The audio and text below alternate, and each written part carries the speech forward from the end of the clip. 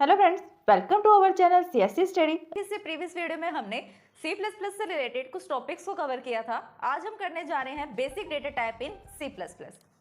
Basic data types क्या होते हैं या डेटा टाइप ही क्या होते हैं?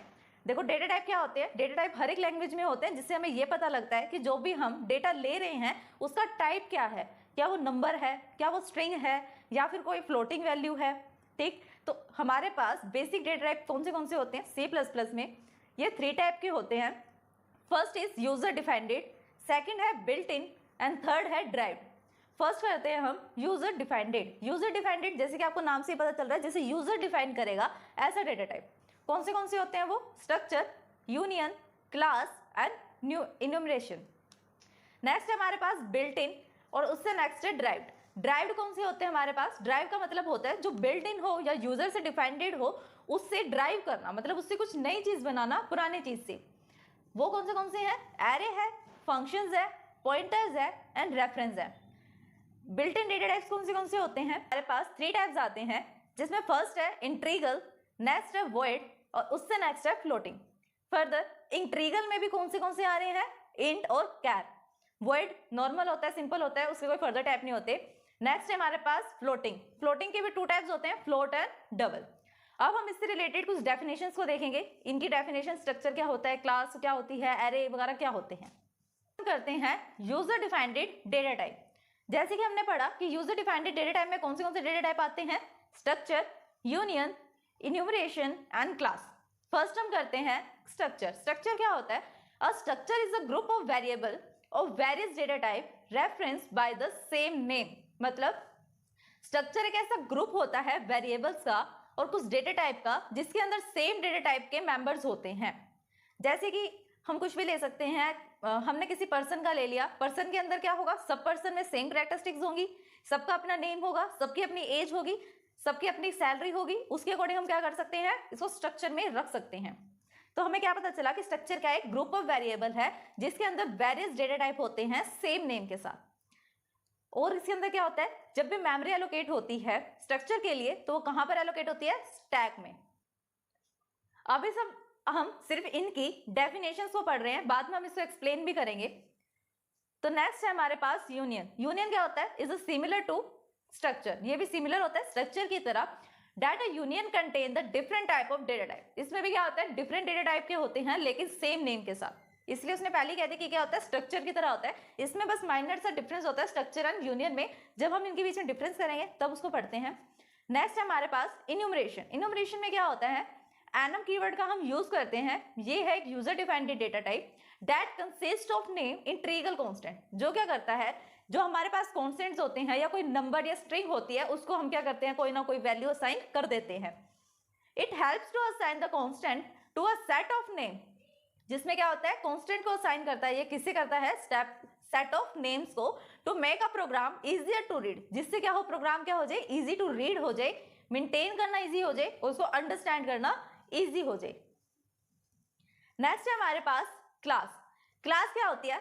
The class is a collection of object of a similar type. इसमें भी क्या होता है? सिमिलर टाइप का ऑब्जेक्ट होता है, उसमें डेटा सिमिलर टाइप का होता है। और क्लास में क्या होता है? ऑब्जेक्ट सिमिलर टाइप का होता है। और कलेक्शन ऑफ ऑब्जेक्ट को हम क्या कहते हैं? क्लास कहते हैं। It behave like the built in data type of programming language. Class क्या करता है?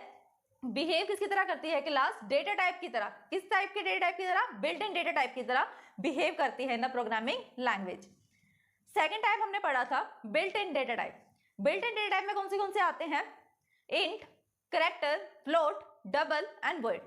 फर्स्ट कर रहे हैं हम इंटीजर। इंटीजर में क्या आता है? 0 वाली वैल्यू इंक्लूड होती है, नेगेटिव टर्म्स इंक्लूड होगी up to so on, and positive terms भी इसके अंदर इंक्लूड होगी अप टू सो ऑन। इसके अंदर क्या होता है? ओनली न्यूमेरिकल वैल्यूज होती हैं, जैसे 1 है, 2 है, 3 है, -1 है, -10 है और 0। नेक्स्ट है हमारे पास कैरेक्टर। कैरेक्टर के अंदर क्या आता है? कैर में सिंपल कैरेक्टर आते हैं, सिंगल कैरेक्टर जो सिर्फ एक ही होगा। जरूरी नहीं है वो सिर्फ नंबर हो या अल्फाबेट हो, ये भी हो सकता है वो कोई स्पेशल सिंबल हो। बस उसका साइन क्या होगा कि वो क्यूटोज में होगा। सिंगल में भी हो सकता है और डबल में भी। मोस्टली ये सिंगल क्यूटोज में ही होता है। जैसे 1 को मैंने सिंगल क्यूटोज में रखा तो क्या बन गया? कैरेक्टर बन गया। 9 को मैंने सिंगल क्यूटोज में रखा तो क्या बन गया? कैरेक्टर बन गया। जी और आई भी ऐसे हैं। नेक्स्ट है हमारे पास फ्लोट। फ्लोट में क्या आता है? डेसिमल पॉइंट नंबर्स आते हैं, जैसे 7.999 या फिर 0.9 कुछ भी हो सकता है जिसमें डेसिमल हो, पॉइंट वैल्यू यूज हो। अब डबल क्या होता है, इसकी रेंज लार्जर होती है फ्लोट से। लेट करो कि जैसे फ्लोट की जो रेंज है वो 4 बाइट की है, तो डबल की 8 बाइट की है, इससे डबल है, इससे ज्यादा है फ्लोट से। नेक्स्ट होता है हमारे पास वॉइड। वॉइड क्या होता है, जहां कुछ भी डेटा टाइप नहीं लगा होता, जहां पे हमें कोई रिटर्न वैल्यू नहीं चाहिए होती, वहां पर हम वॉइड का यूज कर सकते हैं। नेक्स्ट है हमारे पास derived data types. Derived data type में कौन से आते हैं, array, functions, pointers and reference. First करते हैं हम एरे। एरे में क्या होता है, it is a collection of similar data type. इसमें भी क्या होता है, कलेक्शन होता है ये सिमिलर डेटा टाइप्स का of the item store at continuous memory location, जिसके अंदर क्या होता है कि जो भी डेटा स्टोर होगा वो कंटिन्यूस मेमोरी लोकेशन पर होगा। लाइक दिस, जैसे 4 बाइट का डेटा स्टोर हो रहा है, फर्स्ट लोकेशन है मेरी 1001, तो नेक्स्ट वाली क्या होगी 1003। अब ये जो लोकेशंस हैं ये किसके ऊपर डिपेंड करेगी, हमारे बिल्ट इन डेटा टाइप्स के ऊपर। जैसे इंटीजर है वो 2 बाइट का स्पेस लेता है, कहीं कहीं पे इंटीजर 4 बाइट का भी लेता है, कैरेक्टर ओनली 1 बाइट का लेता है। अगर मैंने इंटीजर वैल्यू स्टोर करी है तो इसके अकॉर्डिंग मेरा नेक्स्ट वाला क्या आएगा, या तो 1003 आएगा या +4 मतलब 1005 आएगा। कैरेक्टर वैल्यू होती तो यहाँ पर 101 है तो नेक्स्ट होता 1002। फ्लोटिंग होती तो 4 बाइट ऐड हो जाता, डबल होती तो 8 बाइट ऐड हो जाता इसके अंदर, तब होता है यहाँ पर नेक्स्ट वाला 1009। वॉइड में तो कुछ स्टोर ही नहीं होता, तो इसके अंदर क्या है, इससे हमें क्या पता चल रहा है कि कॉन्टिन्यूस मेमोरी लोकेशंस है हमारे पास। कॉन्टिन्यूस है मतलब बीच में टूट नहीं रही, कहीं पे लगातार है, और वहां पर हम क्या स्टोर करते हैं, सिमिलर टाइप का डेटा स्टोर करते हैं। नेक्स्ट है हमारे पास फंक्शंस। फंक्शंस क्या होते हैं, it is a block of code. ये क्या होता है, कोड का एक ब्लॉक, मतलब कोई भी ब्लॉक जिसके अंदर कोड लिखा हुआ हो। और अ प्रोग्राम सेगमेंट मतलब एक पूरा प्रोग्राम है, उस प्रोग्राम का एक छोटा सा हिस्सा, थोड़ा सा segment, that is defined to a program specific value defined as a task, जिसको हम क्या करते हैं, task particular specific task provide करते हैं कि जब भी हमें उससे रिलेटेड कुछ फंक्शंस चाहिए, उसका काम चाहिए। फंक्शंस का मतलब क्या होता है, काम, वर्क। तो हम क्या करते हैं, फंक्शंस को टास्क असाइन करते हैं। जैसे मैंने एक सम का प्रोग्राम लिखा, अब मुझे बार बार सम करवाना है 3-4 वैल्यूज का, तो या तो मैं बार बार लिखूं a+b, c+d, d+c, ऐसे करूं, या फिर मैं एक फंक्शन डिफाइन कर दूं जिसके अंदर a+b का फंक्शन हो, वो एक नॉर्मल सा वैल्यू लेगा और बार बार जितने बार हम उसको कॉल करेंगे वैल्यू चेंज भी हो सकती है। तो हमें क्या पता चला इससे कि फंक्शन उसको असाइन है कि उसको सम करना है, उसको वैल्यू से कोई मतलब नहीं, उसको किस तरह का सम करना है। It is generally defined to save the user from writing the same line of code again and again. देखो उसने लिखा भी है कि जनरली हम फंक्शंस का यूज करते क्यों हैं, ताकि हम यूजर को सेव कर सके, बचा सके कि उसको बार बार same line of code again again नहीं लिखना पड़े, इसलिए हम फंक्शंस को डिफाइन करते हैं। नेक्स्ट है हमारे पास पॉइंटर्स। अब पॉइंटर्स क्या होते हैं, they are symbolic representation of address. ये क्या करते हैं, जैसे अभी हमने एरे में देखा कि एरे में हम सिमिलर टाइप का डेटा यूज कर रहे हैं, वो कंटिन्यूअस मेमोरी लोकेशन पर स्टोर है, तो अलग अलग लोकेशन पर भी डेटा स्टोर होगा। हम फिर भी क्या कर सकते हैं, पॉइंटर की हेल्प से उसके एड्रेस के थ्रू उसको पॉइंट कर सकते हैं। अगर हमारे पास किसी भी वेरिएबल का एड्रेस है, जैसे मेरे पास एक बॉक्स है या मेमोरी लोकेशन है जिसका लोकेशन क्या है 1001 और उसका नेम है ए, बी नाम से मेरे पास एक पॉइंटर है जो क्या कर रहा है, ए की लोकेशन को पॉइंट कर रहा है, और पॉइंट करके वो कहां जा सकता है, ए की वैल्यू तक जा सकता है। ये काम होता है पॉइंट करने का, पॉइंटर का।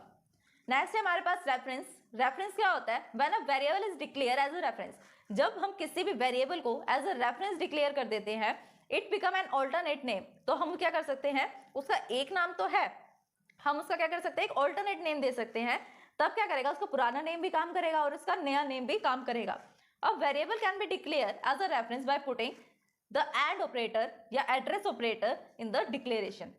जैसे अब किसी का नाम राम कुमार है तो हम उसका नाम क्या रख सकते हैं, रामू, रामू रख सकते हैं हम इसका नाम। अब राम कुमार है, रामू उसकी शॉर्ट फॉर्म है या फिर उसका निक नेम है, तो ये क्या है, रेफरेंस है कि हम रामू को मतलब राम कुमार को एज अ रामू भी कॉल कर सकते हैं। तो दोनों ही इसके नाम है, अगर मैं इसको इस नाम से बुलाऊं तब भी ये आएगा और इसको रामू के नाम से बुलाऊं तब भी ये आएगा। तो सेम एज इट इज है कि हम वेरिएबल को एज अ रेफरेंस डिक्लेयर कर रहे हैं, उसका एक ऑल्टरनेट नेम दे देते हैं। जैसे इसका ऑल्टरनेट नेम दे दिया हमने, ये एग्जिस्टिंग नेम से भी हम उसको कॉल कर सकते हैं और उसके न्यू नेम से भी। तो ये था रेफरेंस और डेटा टाइप का concept. Thanks for watching my video. Videos को लाइक, शेयर, सब्सक्राइब करना, कमेंट करना ना भूलें।